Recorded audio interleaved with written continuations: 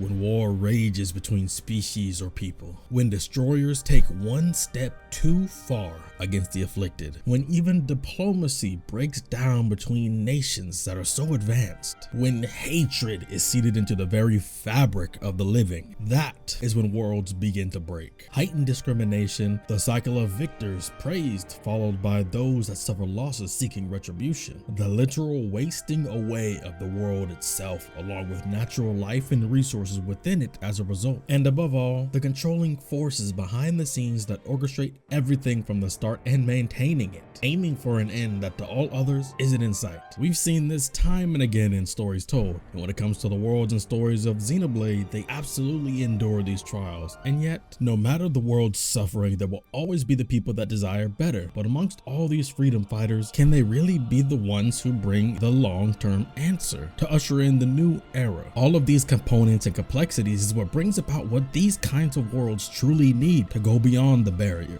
The hero. The hero's journey is a timeless storytelling device, and each Xenoblade game and world within has its own detailed version, and every last one excellently molds one with the true importance of the hero in such similar yet unique ways, crafting what that title truly means, creating a natural and compelling storyline, defining them in each world, ensuring not to make these heroes seem like some unstoppable force, because that would remove tension from the narrative for the players, yet still painting the picture of how everything they affect is critical, including those that become tied to them for better or worse. And when I highlight this concept of the hero, I'm talking about something a bit more than just the story's typical protagonist, much more than just being the main character. I'm talking about really embodying that title, because one really important thing I consider, and I want you all to remember, is that when it comes to story writing and storytelling, a character being in a certain position or having certain feats will not make a character good or memorable. It's the execution of it, the path to crafting these moments, and the quality of writing that led these characters to these positions that they settle into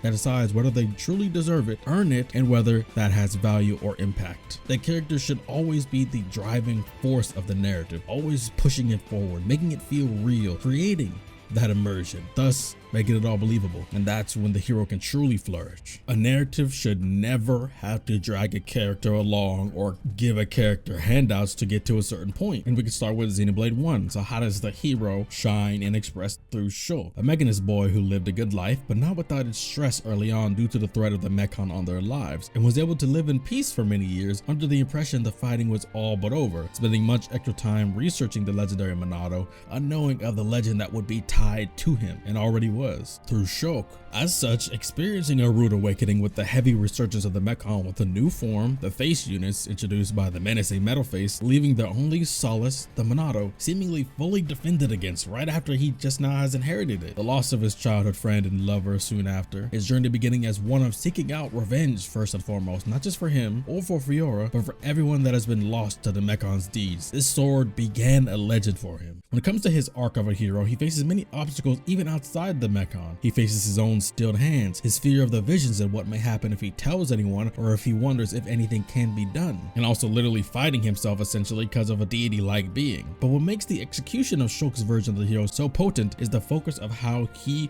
was a man that didn't really want or expect to have this much power, but it fell into his hands as needed. Even with countless fears and dangers of seeing the future thrown at him, he refused to fall victim to every single other force in the world attempting to force a reality onto him. And I really liken his character to Aang from Avatar: The Last Airbender. They're both very kind, confident people in general, but at the same time, it's a different story when you have this much power, and neither of them wanted the power thrust onto them, but they were willing to take it up when it comes to defending the people around them. Like Aang never wanted to be the Avatar, and he didn't want to have to deal with this heavy burden, but he was willing to do it because he felt it was something that needed to be done for his people and the people he became attached to. And I consider a hero that was originally just a skilled person, but they became a hero and was actively against the idea. A very interesting character archetype for the hero's journey. And Shulk also, although smart, wasn't a go with the flow type of person. He was a huge thinker. I mean, he was an engineer. So take that what you will, for better or for worse, about the huge thinking part. People began forcing their own doubts, pain, trauma, anger, especially impatience and outcomes of their peoples on him, weighing on his mind. He was a man that, unlike many hero stories, wasn't known outside of just his hometown and didn't inherit something that was known to pass to people randomly, because even with with the Monado around, it was thought to only be able to be wielded by one man, Dunban,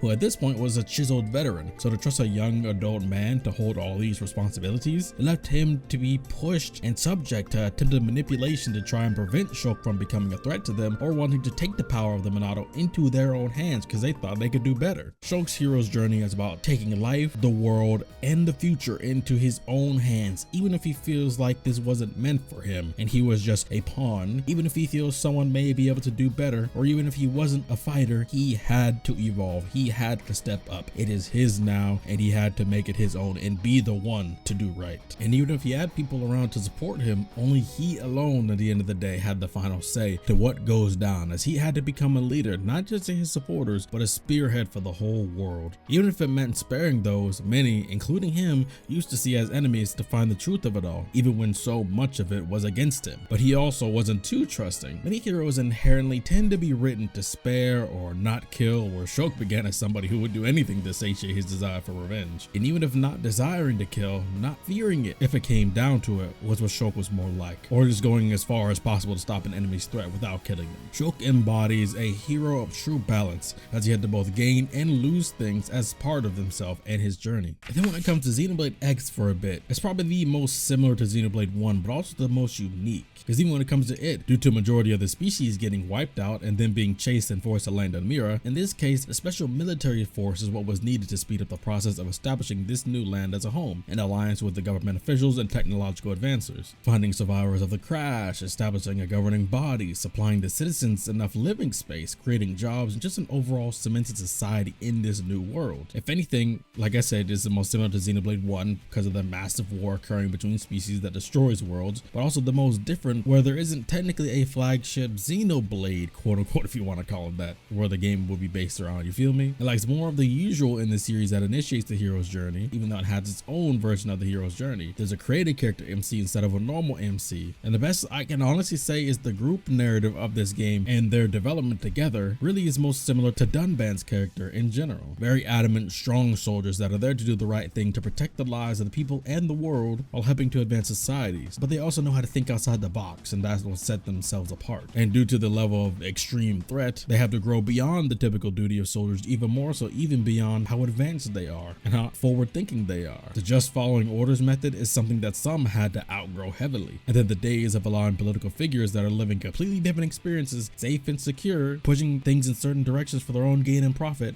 are over, which I know many people haven't played through X and are playing for the first time with the definitive edition, so I won't spoil much more. Just subscribe, best thanks, you're welcome. But Xenoblade 2 is what was the biggest inspiration for this video and was originally going to be only about Xenoblade 2's, and I was like, you know what, let me expand this a bit. That's where Rex's hero identity comes in. Rex had a surprising amount of wisdom when it came to other people, even if people initially thought him naive based on his age. Where he lacked was some consideration for his own self and some more abstract philosophy others around him had based on how they think and the lives they lived. But even if there were military threats, he had to defy governments and some of the most powerful fighters their history had to offer. He never once was reserved in standing tall to do what's right and using his words and or his skills, no matter who opposes him and what status they had. Even with wisdom, he had to gain intelligence about the finer details of the places and beings of the world and history's influence on the world state in the game's time period, as he spent most of his time just being around one person working his 9 to 5. That was Azerta. Now Rex's hero identity is put into both compelling words and represented by the multiple foils tied to him thanks to the game's ensemble cast of both heroes, villains, and wildcard, of high quality I might add. One of the biggest scenes which expressed this concept in words was actually the inspiration for this video. We'll go into that. Like I said, finally we're here. It was a scene not long after reaching the Praetorium, the one called Their Own Masters. Now in this scene, Pyra approaches Morag, in front of the whole party mind you, about how Rex awakened Mithra and the depth of that meaning for them both. Then it's honest in her questioning to Morag of why she's no longer making the attempt to stop them. Morag claims that it's because of Adam, his legacy as a hero, and how it positively altered and affected the world's history and the hearts of all the people of Auras forever, and that even if she only knows him by the legend, and despite Rex not being Adam, she's intrigued by the blade of Adam and the driver of the Aegis as a combo. Because of the influence of the legend, she wishes to be here to see them in action and to see what new will be created and forged. And because she respects rejects that legend. She believes that if they were to be placed under Imperial control, he'll cease to be the hero. And there's an aspect of this major theme, message, and importance of the hero that is in Xenoblade 2 based around this scene that bleeds into everything else into the game that shows something that Xenoblade 1 does not have. Not that that makes it superior or anything, but it's different in an interesting way.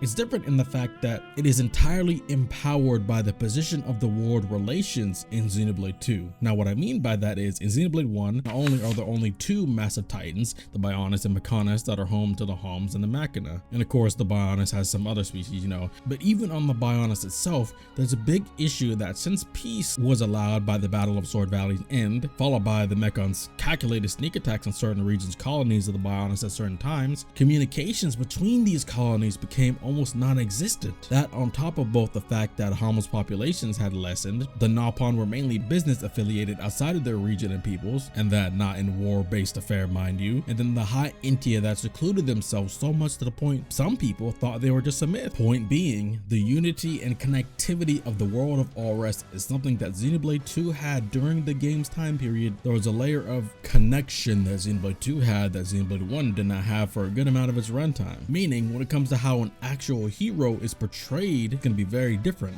As for Xenoblade 2, the first is heavily engraved into the world's history and truly means something to people. The pair of the new driver, as well as the legendary blade that carries on the unified legacy, is critical to the protection of the people from evildoers, along with the future of the dying world itself and the level of severity in the actions that people are willing to take into their own hands. Which is why Moradin won't arrest or coerce them into being part of the military cause, because they can't change the hero into a soldier, just like no other nation should do. That's why this cast fostering a hopeful belief in the leaders of these nations among the differing dwindling lifespans of the titans that they reside on is needed. That's why Rex, Mithra, and Pyra must keep themselves grounded despite not running from their power, not embodied by ego, platitudes, power escalations, desire to die, and also destructive desires upon others, in order to keep the hearts and minds of the people as strong, patient, and believing in a bright future as much as possible, so Allrest doesn't break out into chaos that's uncontrollable by anyone. Chaos that is accepting of or desiring the destruction like Malos wants. Chaos that is accepting of the twisted leadership of a Malthus that has the closest ability to sway the masses with him,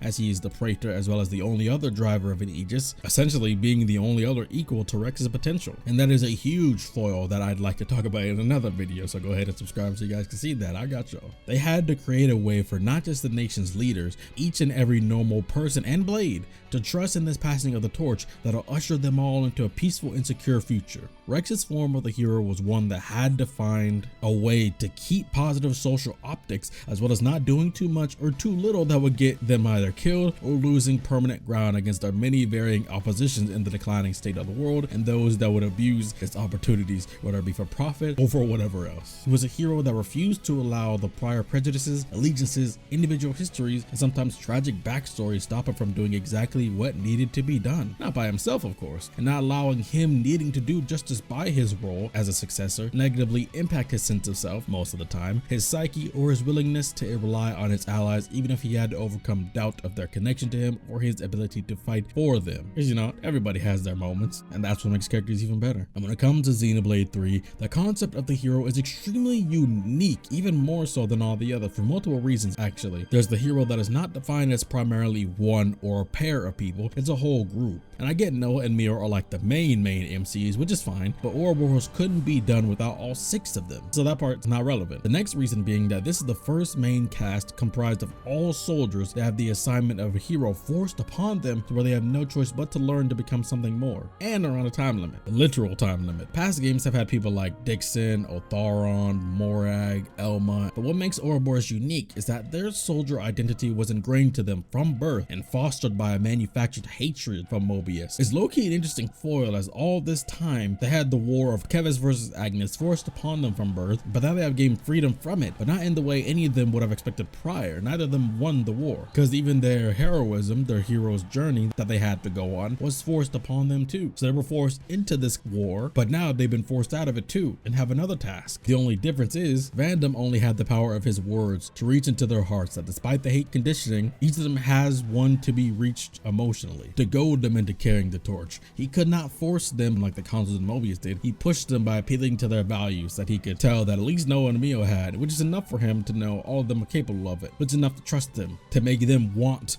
to take up the mantle as he passes on. They also must deal with the unique component of the power that they all have, being something that could have been given to anyone who was seen as worthy, not someone the power itself chooses, you know. That's why dealing with the jealousy and scorn of the other Ouroboros candidates that were meant to get the power initially is something they had to grow to deal with, but also it was meant to be this way in a way, you know. You could ask what makes them more deserving or fitting of it, since both the Kevesi and Agnians along with the citizens are only on one side of the fence. So what makes this meant to be? Well, there is almost nothing. Just like how Noah told Eden that it's just chance encounters and essentially good fortune that they're at the point to where they can take this mantle and have this positive relationship and romance between Noah and Mio and friendship with the others. That's how it is in this case, but there's also something more to it. Although seen as deserving post-game, they had to do everything in their power not to just do right by Vandam's sacrifice, but also discover what it meant to be Ouroboros on their own, also discovering what life and the many connections between the living and passing truly means. Ouroboros had to do a lot of it by themselves, and they had a strong by-birth conditioning of the opposite factor of it. And what makes the hero's journey for Ouroboros so strong, why this game is held in such high regard, is that it has a value and a theme for the six as a whole, but also each of them individually having arcs meant for them as people and contributing to each of their hero's journey individually as they go hand in hand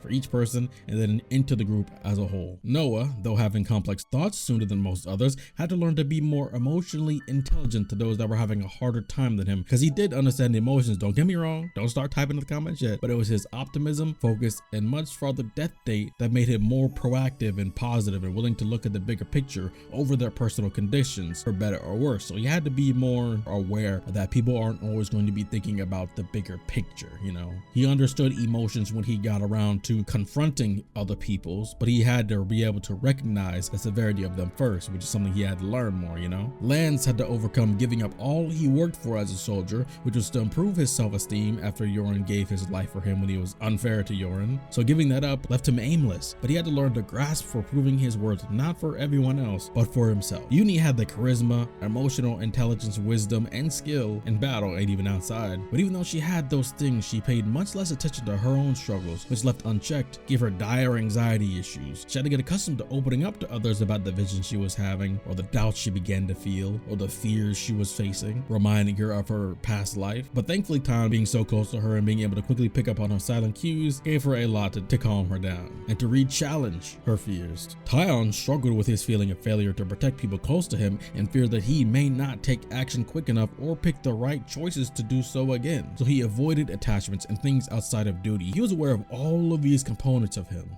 but he was not willing to accept that he can have the strength to succeed, and he had to overcome that barrier. Mio, I talked about my recent deep dive character analysis for her, so watch that video. Link is going to be in the description. Subscribe too so you get more of these Xenoblade videos and other types of videos and all that stuff. You know the drill. Now Senna, similar to Lance and Tyon, had self-doubt, but Lance was open about his low self-esteem, and Tyon didn't think himself incapable, he just feared failing and losing. What makes Senna different is that she was in full-blown denial of her emotions when it came to confrontation, was overly apologetic, thought herself incapable or undeserving, hid the negative feelings as much as possible, and didn't truly believe she even deserved to have her friendships or allies. You see what I'm getting at here? Each of their fights as individuals to be better, to be greater, inspires their will to fight as Ouroboros, both mentally and literally, with the powers they continuously unlocked as their faith in the truth that Ouroboros was made to defeat Mobius grows. They must take up a mantle that sets them apart from all that came before them, even past Ouroboros. It cannot be the usual. They can't simply do what others have already done. They're not in a position